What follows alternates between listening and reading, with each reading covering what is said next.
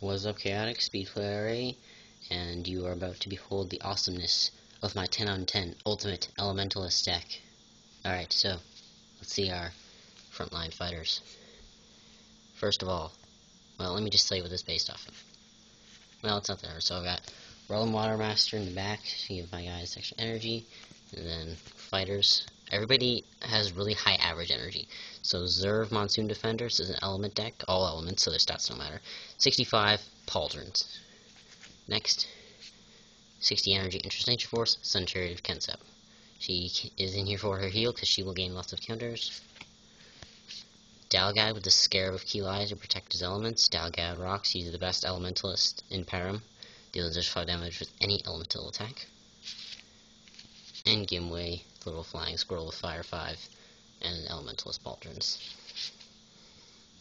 Alright, so the reason this deck is elementalist is because one has 2 Ikitoshes, both with 60 energy. This one is a Lodestone, this one is a Sandstorm Shroud. And then the reason it is awesome is because of these 3. So, first, Cult with the Baldier's Flute. He's in here for his ability, so you hand off an element and with it a magic counter. So another target creature gains an elemental type of your choice until end of turn. If that creature is an elementalist, it gains a magic counter, which is just epic. So this ability can only be used once per turn. And then the 1-2 punch. Silchaw with the Elmar's Projector because I need his ability to help my guys gain their elements. At the beginning of combat, if the initiative of the active location is an elemental type, you gain that element. And then his counterpart, Orth's ability is just the same, but with element 5. Orth with the Biomotorcycle. He's got ridiculously high power for an Overworld, or 110. 40 energy, Earth. Everybody but Realm is an elementalist. And then, yeah, Realm with the Baldier's Flute for more counters gives your guys extra energy. So, like, everybody who has water can gain 10 energy, so they're, like, even the Ikitosh as well has 70 energy, so it's just epic. Locations. Locations are the core of this deck because of Silchaw and Orth and the location ability. So, 2 Rapsack Condensation Ceremonies for Earth and the water ability. Star Towers of Kensep, Initiative Air, and then you can move around and counter if you have the highest wisdom. Darkened Dunes, Initiative Air, and then if you have Earth gain range, it's with 1. Coral Smithy, Initiative Fire. When you deal fire or water damage, you can swap your creature's battle gear with a battle gear in your discard pile. The Flame Gate, so you will gain Fire and Fire 5 because the initiative is Fire, and then all attacks count as Fire attacks. So that's an additional 5 damage on every attack. Skeletal Springs, this just, if you have water, gain Water 5, Initiative Overworld, good against Food Morphers. The Passage, Initiative Overworld, and then if you have to use, like, the element gain attacks, which I will show you, you can gain energy. Bold's Arsenal, bring back battle gear. And then Storm Tunnel Flooding because you gain water 5 just anyways, no matter what. And if you have air, you gain 10 energy, so that's just good. Alright, Music, and then I'll show you the epic attack deck. So, your 3 element gain Musics are, along with your locations. Anyway, so, Fanfare of Elemental Champions, Anthem of Stone and Harmonics of Water. So you're probably just going to want to use these. Again, alright, I'm just going to explain the whole deck in the end. Strain of the Tide and Fluid Fugue for heal. Defender's Song for the Defender, because it is Bronze Light. Music Caprice, because you have a lot of spare counters, and then bring back Music card. And then the 3 Denial Musics, Interlude of Interruption, Cadence Clash, and my Overworld Refrain of Denial. The attack deck. So, Earth Shape is paired with Thunderground. Flame Breach is paired with Incinerate, and Vapor Wipeout is just by itself.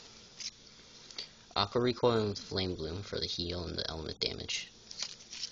Mineral Mayhem for Gantrak, Earth Attack, and then in case they'll run Boots Servani. Eidolon Advance, Water Attack, and then if your creature's in each counter, deal an additional 5 damage. Infernal Claws and Essential Evaporation, because fire and earth, and then air and water. Force Balls, fire and water, and Overworld. And Landgore for elements. Now, this is like the most super rare attacks I've gotten into. So, along with the attacks I have here, I also had 2 more. So, I had a Purifying Mud, another Purifying Mud, so here's one, and an Elemental Oxidation, but I lost them. I was so pissed. Anyways, Purifying Mud, Blaze Barrage. 2 Twister of Elements, 1 Extinguishing Fountain, and then not 1, but 2 Minor Roar. Alright, so Minor Roar is the idea around this deck. So just move my cards. So the way it works is you win, you gain you should have all the elements a lot, and then element 5, and then you should have at least element and element 5 in some things. And then because of double Ikutosh, when your guys win combat because they're all elementals, they will gain 2 magic counters. And then that increases the damage done by Minor Roar because it's element damage, and then you deal 5 damage for each magic counter on your engaged creature. So just 25 damage right away with the elements, plus the element thing initiatives, so probably additional 5 damage.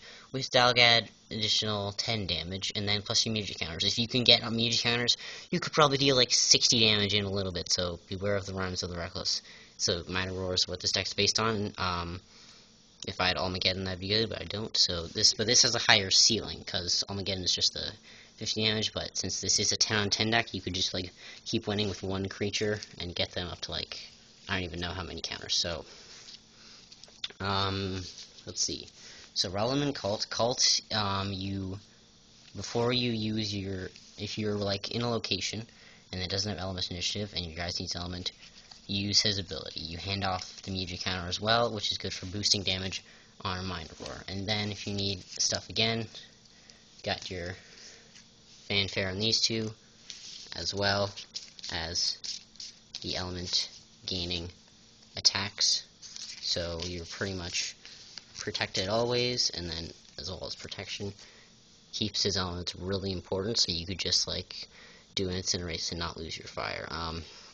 The reason I call this my Ultimate Elementalist deck is it's just, if you win 1 battle, you increase your chances of winning like by a certain percentage, and then it just keeps going higher because it's very hard to just like all of a sudden keep losing. I don't know, maybe Ozzy and Mind's Guarding Chamber would be a big weakness, but well, no, because yeah, the scare of Kilai pretty much like guarantees you will be protected, and then you've got your Bodil's Arsenal to bring back a Battle Gear. So this deck is very hard to beat. Like, it's just a Rhyme of the Reckless and stuff would bounce you back to your damage, but you know, you can deny it. I don't really know what to say. I just really love this deck. This is my ultimate, most favorite deck of all time. Like, 2 Minor Roars, it's just so fun to use, and like having all the elements is just amazing. I don't know if you're watching this, whether your personal preference is stat or elements, and then whichever you use more. If you haven't made an all elements, like the Overworlds are the best at all elementalist decks. So if you haven't tried to make one, I suggest you do. They're incredibly fun. This is like the most powerful form it could be without like a heptad or something.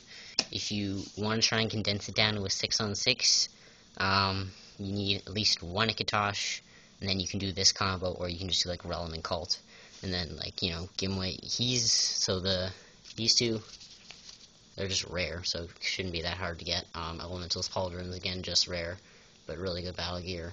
You know, you just boost your elements, and then if you have Interest Nature Force or any good element, you don't even need to use all elementalists. You can use like a Gronmore or a Tangathorn in training, but yeah, and there's really a lot of room for changes and improvements because there's just so many things. Anyways, I'm rambling.